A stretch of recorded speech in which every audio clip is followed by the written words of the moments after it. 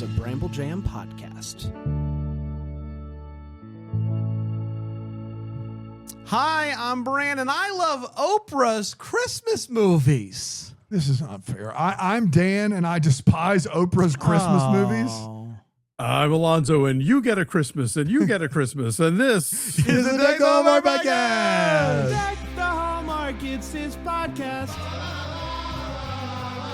Brandon and friends host his podcast. We hope you like this jolly podcast. Hi, everybody. Welcome. Festive Fridays. Yes, Great to be here today. Once again, going back to 2025 and talking about one of the Christmas movies that we missed along the way. Mm-hmm. And it is a reminder that the OWN network is still around. I honestly didn't know. OWN network is redundant, right? The OWN is still around. The OWN. The ATM machine of networks is still around. Yes. Let's try T. I believe Oprah had 3 Christmas movies last year, which just might be the only one that we'd get to because there's a lot of other ones. But a Very Merry Mystery. We're here for a Christmas mystery. Christmas. How often do we think Oprah goes in the office and signs off on things? Oh, she's watching dailies. You know she's watching dailies. You think Oprah's watching this movie before it comes out for quality control sign off? I'm just thinking a lot of delegating. Just a hunch. They get to every morning. They get their pages, and there's like Post-it notes all over it, just signed Oprah. Just like Gail says, "Take this out." Out of here. Out of here. Alonzo, how are you? Oh, living in 2026. That's right. Yes. Just left one. Continues. Yeah, just left one in a series of messages to my senators, about things and stuff. So, great. Yeah, things are awesome, man. Yes, absolutely. Dan, you did mention it, A Very Merry Mystery. We watched a mystery movie last year. We did. On Up TV. And so that was kind of my... I don't know, touch point for this. And that movie. was like a classic, a locked door, everybody's in the house kind of thing. That's right. That's right. So I'm excited to dive into it. Shall we do it? Let's do it. Oh, yes. Very Merry Mystery originally aired on the OWN. It's not a network. That's right. What is it? It is a network. You just have so much trouble. Oprah Winfrey Network. That's right. Oprah Winfrey Network on December 13th, 2025. And it went a little something like this. Welcome to Queen Bea Beauty Salon. Bea is the owner and everybody loves Bea. It is 2 days until Christmas and she is talking with her friends about the town Grinch, Miss Burton. Apparently she's throwing a Christmas party to make amends for with all of her enemies. And Bea is invited despite the fact that she's never had a falling out with her and is confused. Why am I here? But first, she's helping out with this charity scavenger hunt that her mom is helping put on. And she's surprised when her boyfriend, Detective Troy, shows up, but he's on duty. He's here. And there's serious. Little bit of tension between the two of them and some tension between her and her mom. The next day, it is party time, and it is Christmas Carol themed. So they have to all dress up in Victorian garb. Obviously, when you're going to make amends with a group of people, you do it via murder mystery party. We all know it. This shouldn't be a surprise. If I had a can't miss. Yeah. Everyone is given a character card with lines that they're supposed to say. Suddenly, boom, the fire goes out, the lights go out. It's a whole thing. When everything comes back up, Mrs. Burton is nowhere to be found, and Des, who is playing the housekeeper in this play, is laying on the ground with a Christmas tree on top of her. Is she dead? No, she's fine. A dude named Calvin accidentally knocked her down along with the Christmas tree, and he got scared. But she's fine. No problem there. They all assume that Mrs. Burton missing is a part of the game. But when they find a ransom note, they go, there's no way a ransom note is a part of the game. No. And so this must be real. Bea, who is quite good at mysteries, is like, well, let's try to figure this out. They all begin to tell her information that they know to try to figure this out. Naturally, Detective Troy shows up because this is potentially a crime scene now. He's on the case, but he's not letting anybody else know about it, which does seem a little bit suspicious. But That's police work. They question everybody, and they're no closer to figuring out who done it. They figure out that there's a secret passageway, and so they're like, well, maybe she's behind the wall. Maybe there's a little secret room. Yeah. She's still nowhere to be found. Thanks to Bee's keen observation skills, though, she begins to suspect that the doctor and his wife, who are there might be something going on there. Suspects that they might be up to no good. They end up finding out that Mrs. Burton is in a shed outside behind the house. And so she's totally fine. This is weird. Good, I guess, though. I'm happy no one's dead. B believes that the doctor had been having an affair with Mrs. Burton. And so she accuses him of... there's a lipstick stain. Yeah, that's exactly on right. his passport. And on his shirt and collar. His collar as well. So that's enough to arrest the man and bring him in for questioning. But something doesn't quite seem right. And when B notices a picture in the papers the next day that showcases the doctor's wife have a bruising on her wrist, it all comes together. It wasn't the doctor that did it, rather the doctor's wife, because she found out about the affair and kidnapped Mrs. Burton, trying to get her husband to wire money for the ransom so that she could then leave him but still have his money. It unfortunately did not work out. And so you hate to see it. She ends up getting arrested. And B has a wonderful heart-to-heart with her mom, and then has a nice heart-to-heart with Troy, and they spend Christmas together. And that, my friends, was a very merry mystery. We did it. Let's take a break. We'll come back. We'll get to the hot takes, the feels, the wait what's, all of them here on Check the Hallmark. Thanks, Dan. You're welcome.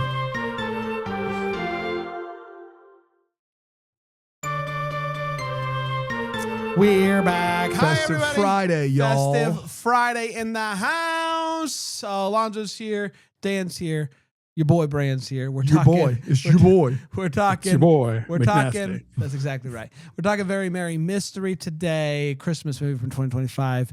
Originally on OWN. Let's share our thoughts on this movie. We're going to start with a hot take. I'm going to start with you, Alonzo. Alonzo, was this a Very Merry Mystery? There's a universe where this works, like I could see this being the launch of like a back when there was a Hallmark Movies and Mysteries that showed mysteries. What? I could see this launching a wheel called like Beauty Shop Mysteries or something, where it's a small town beautician and she, is super observant and like uses her specific skills to like work stuff out. Even down to the casting of people you loved on teen shows. Ashleigh Murray was Josie of Josie and the Pussycats on Riverdale. Tristan Mack Wilds, who plays Detective Troy, was on the 90210 reboot, along with several other folks who've become like Hallmark stars in the meantime. So on paper, I like all of this. And in execution, I don't like any of it. That's right. Yeah. It is stiff. It doesn't feel, there's not an intentionality to the fact that there are two settings here, basically. There's the long intro in the beauty shop, and then we're in this house forever, and they don't feel lived in. They don't feel, they feel like we're just kind of stuck here in a bad adaptation of a play. And it's barely about Christmas. So all in all, kind of a letdown. I really liked the character of B. I thought that she was a lot of fun, and that's really all that you needed for this movie, was just this character of B who is likable, solving this mystery. And unfortunately, they muddied it up a bit with this drama with her mom that I just didn't feel like was necessary, nor did I feel like it paid off. And then this like weird tension thing with Troy. I didn't really like them together. But there's parts of this that I liked. I do like B, and I like her keen eye. Like there's like, she was an interesting character to me, and unfortunately, I felt like they felt the need to add more to it for reasons that I don't know, because I thought that B in and of herself was enough to carry this movie and to make an interesting mystery and for her to solve this mystery. And so I enjoyed it, but I did not love it. Dano? Yeah, so there's like 3 parts of this movie. The first part is insufferable. It's in a beauty shop and it lasts forever to the point where I thought the murder mystery was who killed me. And I really, it lost me. The end of this movie, after they leave the house and there's a twist, is inane. It makes no sense at all. And then in the middle is a mystery that is not very Christmassy and typically just overstuffed and not very well written, a la a wheel starter for Hallmark movies and mysteries. Occasionally they try to make it like funny. And occasionally there will be they have one character. There will be some sort of plot mechanism that I would find interesting in that middle chunk.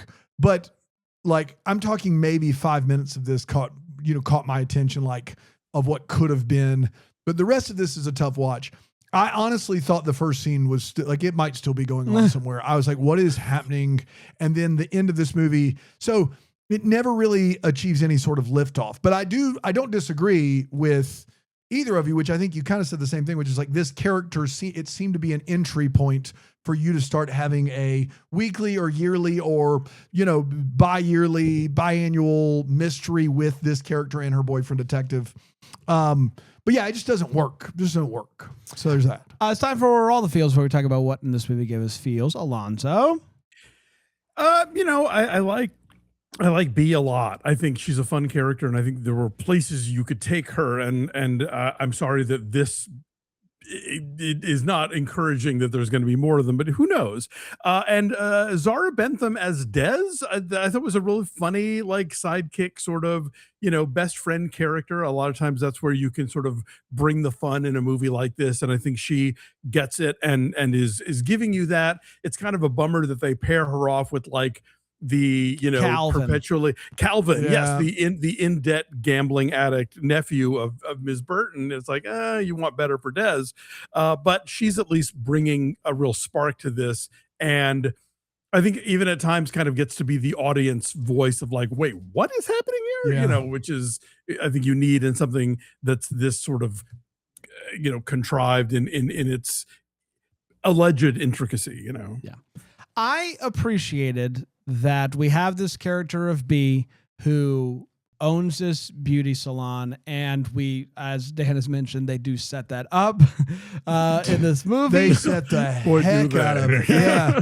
But Miss Burton comes in, they have this conversation about, do you want me to also do your makeup? Maybe we can change your lipstick. And she's not having it. And you're like, well, that was okay, interesting. But the whole, her expertise in beauty actually comes back to help her almost solve the case. Like it helps her. The lipstick, the lanolin, Yes, the allergy, color like of yes. hair. Yeah. Yeah, she was they able set up all these things for and you. I appreciated that her expertise in beauty, which they set up early on, maybe a little bit too long, does come back to ultimately help her as she's beginning to solve this mystery. And I like that. Dano? The thing that I like is in this movie that doesn't really get explored at all is the idea of a murder mystery party that's Christmas Carol themed about who killed Scrooge. I think that's a funny idea. Like the idea of you have to play a character from Christmas Carol. Tiny Tim is a suspect. Yes. Like there is a should lot be. of humor to be had from the premise Christmas Carol murder mystery. Like the premise that you want to do a new take on Christmas Carol. How about somebody, instead of Scrooge learning a lesson, like instead of that, somebody going, I'm killing the rich guy. And then we all have to figure out who did it. That's fun. We don't start by questioning Tiny Tim, but we get there We- eventually. yeah, Like we have to sure. at least clear Yes. Yeah. 100. He's a person of interest. When that Absolutely. crowbar slides out of his crotch, it's crazy. Yeah. All of a sudden you're like, oh my God, he did it. He did it. Has he been faking it the whole I can time? explain. Yeah, that's right. Let's take a break. We'll come back. We'll get to the Wait What and the What the Hallmark here on Tag the Hallmark.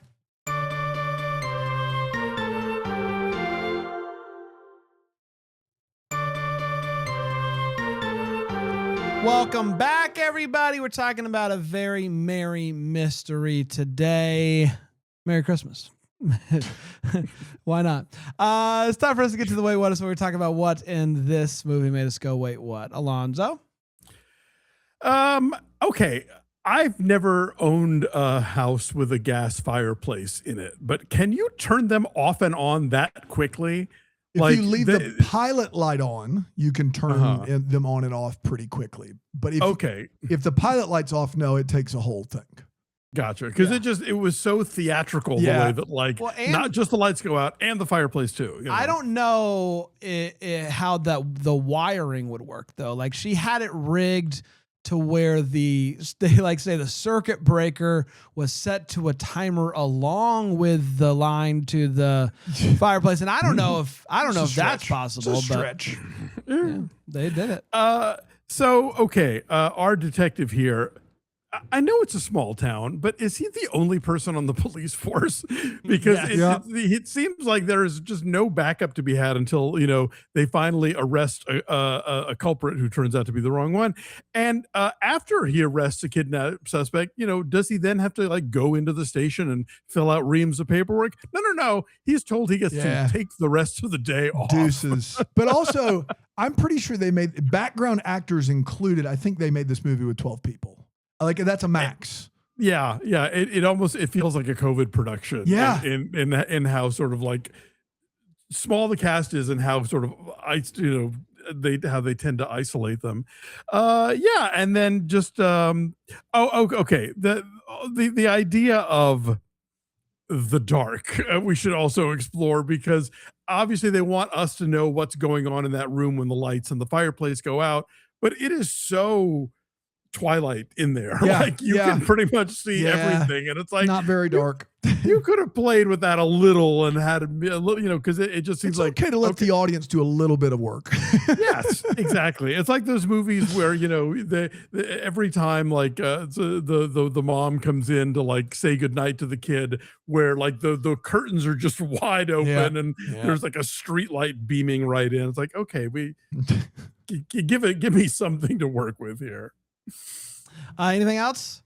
Those, I had a lot of, dramatic quibbles, but as far as, logic ones, fewer. I loved that the movie kicks off Bea walking through the beauty salon, saying hi to everybody. She points to somebody who's reading a magazine, and she goes, "Page 19 is a real good read." Does she have the magazine memorized? She's got it memorized. Page 19, big fan of that zine. She is in the customer service business. That's right. I'm happy you got to read page 19 because it's a humdinger. It's gonna move you. So they set up this character as being like a Grinch and having a lot of enemies. And then we get to the actual party and I'm like, that's it? This is all of her enemies? I don't think Small town brand. I don't think she's actually that bad of a person. She only has 4 enemies. One person's there who has no idea why she's there. Never wronged me. I'm just here for a good time. And one has been paid to be there. That's exactly right. Not nearly. Yeah. And then 2 of them are married. I just said it wasn't enough enemies, I don't think. No. For someone to be called a Scrooge, the town Scrooge, I don't know. And then they do get to the part where they hand out the cards and they all do it. And then they're just bouncing around all out of order. I couldn't make heads or tails of what was going on there. That's all I got. Dano? Yeah, we did mention it, but I do want to put just a little bit finer of a point on it. This movie is a very merry mystery. But the first 10 minutes are in a silent, empty salon with no merry or mystery in sight. And I wrote down exposition salon, a one-act play. That's right. Yeah. I didn't have any Christmas trees in there. I know we're conditioned at this point. Legitimately, there was a murder. It was no merry or mystery, though. It was a brutal opener to this movie. So they're all there, right? And then when this real ransom note appears, after that, the detective comes in, and basically at least 2 people in that room wax poetic about how much they hated the person that's missing. Can you imagine? Can you imagine being in a house where someone gets taken and you're like, oh my God, I hated them? Can you imagine being in that boat? I mean, going, not out loud. It's something you text each other. Yeah, Right? can you imagine being like, Maybe call a lawyer. now that they're gone, thank goodness, because I was ready to kill them. Like, you can't do that, dude. Like, it's not going to go well. Look. No. I can't believe nobody brought this up. The importance of taping this note back together is 0%. You can read it. Like, they are so like, we got to get tape right now. We got to get tape. There's 6 pieces. Like, just put them together and read the GD note. You don't need to tape it. No one cares if it's taped or not. They're like, we've got to tape this note right now. Find some tape. Where's the tape? Just read it. Just read the note. Read it. You don't have to tape it. You just read the thing and then you hand it to them. That's all you need to do. It was really cool of them to put the prisoner in a visitation room with 2 windows to the outside.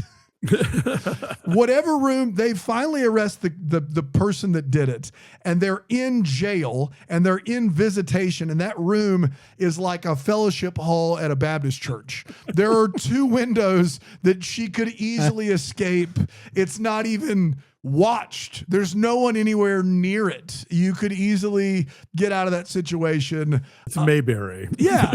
And then at one point somebody was like, I won't say that one because I don't remember the context and it wouldn't make any sense. That's all I got. Okay. Yeah. It's time for what the Hallmarkers where we wonder what could have been, maybe happened, because we've cleared any questions we still have. What are we still wondering about? That's what we're talking about right now. Alonzo. Yeah, I'm wondering if, with in the Hannah Swenson mysteries, for instance, her boyfriend is a detective and he has this whole sort of arc of like not wanting her to get involved, to sort of being resigned to the fact that she's going to get involved, to almost like soliciting her help.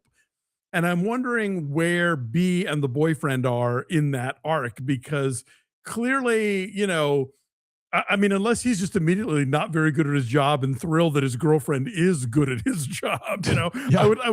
I'd like to know more about like that process and when it became okay for her to just butt into this stuff and him to be like, oh yes, and what are your thoughts? Yeah. This may have been answered in the reveal and I missed it, but does the hidden room have a back door?